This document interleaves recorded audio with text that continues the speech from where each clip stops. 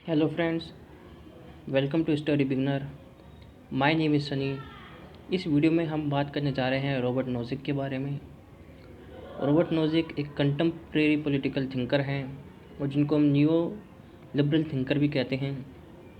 आज हम इनके विचारों पर जो है आज हम इनके विचारों को ध्यान से पढ़ने की कोशिश करेंगे। इनकी थ्योरी का नाम है इंटाइटलमेंट थ्योरी ऑफ जस्टिस, न्याय का हकदारी सिद्धांत। इनका पहला पॉइंट है, he argues that the state should play minimal role in the individuals life, कि राज्य को व्यक्ति के जीवन में कम से कम भूमिका निभानी चाहिए।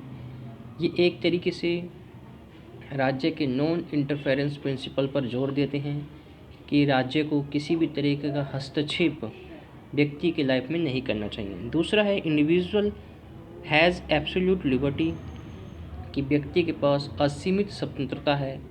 ये व्यक्ति की स्वतंत्रता पर किसी भी तरीके का लिमिटेशन नहीं लगाना चाहते, किसी भी तरीके से ये व्यक्ति की स्वतंत्रता को लिमिट करने के अगेंस्ट हैं।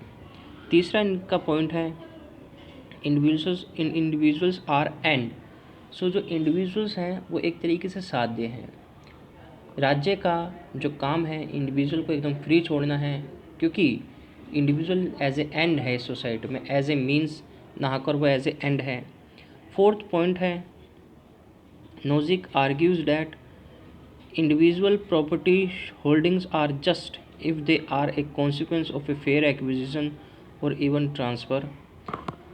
उसके बाद नोजिक कहते हैं कि कोई भी प्रॉपर्टी अगर न्यायपूर्ण तरीके से प्राप्त की गई है तो उस पर व्यक्ति का पूरा अधिकार है।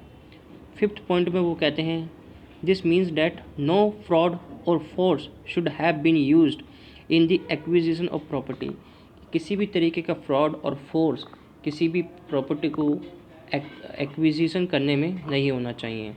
इनकी थ्योरी के 3 प्रिंसिपल हैं, 3 principle of entitlement theory. First है द प्रिंसिपल ऑफ ट्रांसफ़र, न्याय का हस्तांतरण का सिद्धांत। Whatever is acquired without injustice as per the laws must be freely transferable without any state or other interference।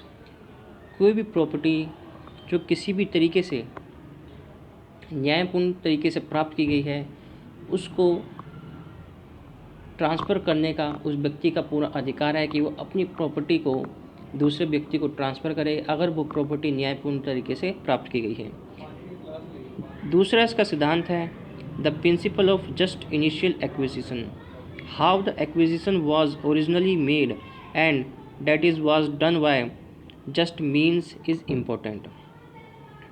कि प्रॉपर्टी जो इनिशियली रूप से कैसे प्राप्त की गई है, ये भी देखना है कि उस प्रॉपर्टी का जो एक्विजिशन हुआ है वो इनिशियली कैसे हुआ है। क्या वो इनिशियली जो है जस्टिफाइड तरीके से प्राप्त की गई है, या फिर उसमें कोई फ्रॉड है, या उसमें कोई फोर्स है।